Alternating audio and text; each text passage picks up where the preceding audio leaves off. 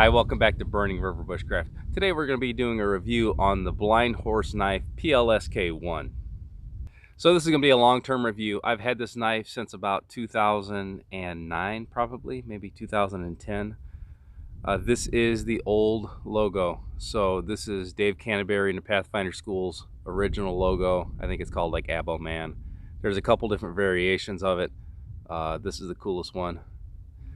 It is a dual mark knife, so I've got my Blind Horse Knives logo on the other side.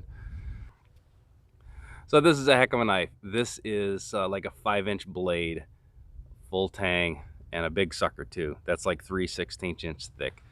When this knife was first out, when Dave came up with this knife, this was the original one tool option. So this was like your one tool, one knife for life kind of knife. So obviously when you design a knife and put your name on it, you're gonna have all kinds of people try to break it and make it look bad. I believe that's one of the reasons for the big 3/16 inch thick spine on this knife. Heck of a blade, burly knife. You're not gonna really destroy this thing. I've done a lot of my work lately with 1/8 inch steel, so this is kind of a dated knife for me. I had a custom knife made very similar to this with 3/16 inch blade. The 1 inch for what I do is just fine. But again, this is a knife that you can definitely stake your life on 100%. So the style of the knife is gorgeous in my opinion. It's the French trade style knife. It's got a nice curve to the top of it, a squared spine, jimping, green micarta handles, Scandi grind, and this actually was the first knife I had with a 5-inch blade. That was one of Dave's big things, was the 5-inch blade was the optimum length. There's a lot of 4.5s and 4s, and then you can jump to 6, but the 5-inch blade never was that popular. So when I got this, I love the size of it. It's a full grip, no problem with the length of the grip, and the length of the blade was really optimum in my opinion. So when I was just getting into this knife was my #1 desire right here as far as cutlery goes. These knives are kind of hard to get, and there was a logo switch, so there's not many of the old logo knives around. I think it's maybe 125 or something like that. Functionally, they're the same knife. I purchased this used, and it just happened to have this logo on it, so I kind of lucked out on it. So aesthetics aside, one of the key things that I like about this knife is the sheath and the system that it creates. This was one of my first hybrid sheaths. So it's a Kydex with a lock, a sliding lock, great retention on it. This was one of the first knives I had with a ferro rod loop. Again, everything's kind of a dated thing. At that time, every bushcraft knife had a ferro rod loop. If you didn't have a ferro rod loop on your knife, you just weren't cool. This was the first one that I had with the ferro rod loop, so I joined the club when I got this knife and this sheath. I have had standard Kydex sheaths in the past. The problem with some of the Kydex sheaths is that they're very rigid on your belt. They're just not as comfortable. With this hybrid, with the leather loop, it's just got a perfect hang and dangle when you're walking. It's not a true dangler. It's not really holding the knife straight up and down rigid at all times. It's just a relaxed sheath. I've wore this knife a ton. I've used this knife a ton, so it's got that nice broken feel, and it's very comfortable on the belt. So this knife was part of a system. This is the one tool option, so I've got a big thick 3/16 steel, 5-inch blade, full tang. This is 01. I also had the, at the time, mandatory canvas sail needle duct tape to the back. Not a bad idea at all. I just don't do this as much anymore just because I got so many knives that I've run out of needles, I guess. So I have no problem buying steel. Just buying needles apparently is my breaking point financially. So of course, because I had the knife and I had my ferro rod attached to my belt and I had my canvas sail needle attached, when they came out with the trade point or the spear point, I had to get this thing. So they came out with a spear point. This is going to be a separate review. You can see how rusty it is. This thing has been in here through rain, through storms, through all kinds of stuff. I don't carry it in here anymore. I don't carry this knife really anymore. It's just doesn't fit my hand quite as well as some of the other knives I've got. And with the old logo like this, it's really more of a collector's knife at this point, and I'm really not a knife collector. So just looking at the knife, it'll tell you a lot about it. It's a solid design, quality manufacturer, good steel, thick 5-inch blade.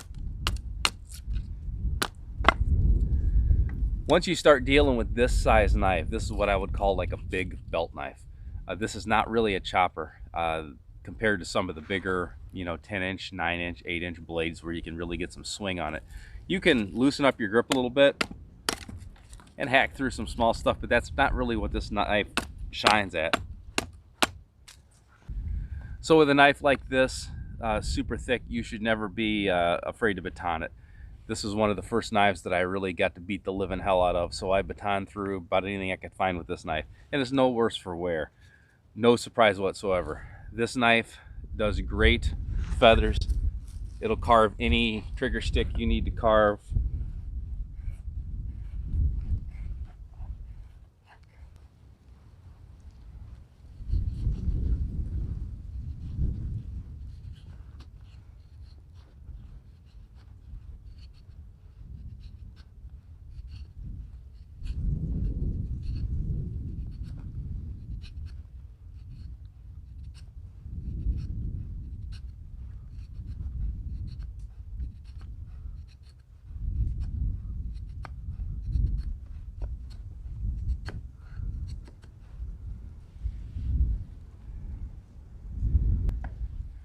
All right, so rather than just beat on this knife or use it to carve feathers or carve stupid little things, I'm going to use this knife as it was intended. I'm going to use it to carve a trap. So I'm going to be making the Paiute Deadfall using this knife exclusively in another video. I mentioned I don't carry this knife anymore. This knife has been retired from service by me. So there are a lot of things I like about this knife. There's a lot of things I don't like about this knife. Positives is going to be the sheath. I think the Kydex leather combo like this is about perfect. It's got great retention, wet or not, and it's got that nice little bit of movement where Kydex is comfortable. So I'm also a fan of still having a ferro rod on your knife sheath. I'd like the ability to just grab my knife and have at least enough to make a shelter, make a fire, just get by with just your knife and your sheath as a system. This is 3/8. This was back before the 1/2-inch ferro rod became the standard. So it's a little small.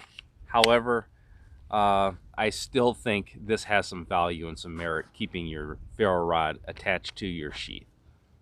So sheath aside, I love the size of this knife. A 5-inch blade is about perfect. This carries great. It's not too long. It's not too short. The handle length on this knife is great. I mentioned I did a review on the Blind Horse Knives Bushcrafter, and on that knife I did not have any handle sticking out of my hand when I held on to the knife. This thing I've just got just enough, so it's a little bit longer than my hand, which fits about perfect lengthwise. The negatives on this knife itself, length aside of the handle, just does not fit my hand. It is a struggle for me to use this knife. So this is a French trade style knife, French trade style handle. So it's always going to have this little taper to it. When it gets up and gets skinny right here, it gets too skinny for my hands. I wear a size large glove, but the knife itself, I really have to work hard to keep this knife in my hand and locked in. It wants to roll. It has a huge tendency to roll. When it gets skinny, it's almost the same width as it is length. So it's almost like a round shape. It does have corners. I'm not saying it's rounded, but it's kind of like holding onto a cube. As it tapers out, the entire length of it, it gradually gets bigger, but it stays too small. Again, for my hands, it just stays too small the entire time. It needs some type of contour on it, possibly. We can see it really doesn't have much. It tapers towards the front a little bit. No matter what I'm doing with this knife, feather sticks, doing any type of carving, just holding the thing, I really don't have a good index with it. It just feels the same to me if it's slightly off center or not. So the only other real issue I have with this knife is just the thickness of it, and that's just my progression in what I do in the woods. I don't need a knife this thick anymore. At the time, I thought it was cool. At the time, I had a knife that I could baton through a tank and wasn't really worried about breaking it. It's just too thick for this. So what this really was an issue, I wanted this knife so bad. When I finally got it, it just didn't fit my hands, and I didn't have enough experience to just move on and get something else. I wanted it to work so bad. I pushed it. I used this knife for years, and I really struggled with it. I didn't do my best work. You can get by with it. I can get by with it just fine. There are just other knives that are more comfortable for me. With this arched back French trade knife style, the knife definitely works better in any kind of drawing. I have dressed deer with this, and any type of slicing, cutting, skinning, it worked fine for, even with the excessive thickness. Any type of pulling, slicing worked great. When I went into more bushcraft skills, which is what I like to do when I'm in the woods just playing around, I prefer a straight line knife. I prefer a knife without this much curves. I like to be more dead in line with the knife. It's just my style. This is what I'm kind of used to. So I don't do my best work with this knife, but I can still get any job done that I need to. So on a scale of 1 to 10, I would probably give this knife personally about a 7. Love the looks, love a lot of things about it. It's just not for me.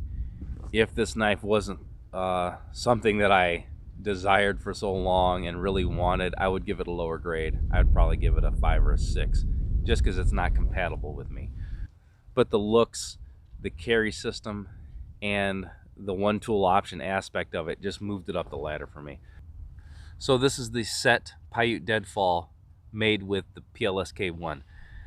As I was making it, it was bringing back old memories of me struggling to hold on to this knife. Again, not a problem really of the knife, it just doesn't fit my hand that well. So it's a great knife. If you want to learn how I make the Paiute Deadfall, just click the link in the description below.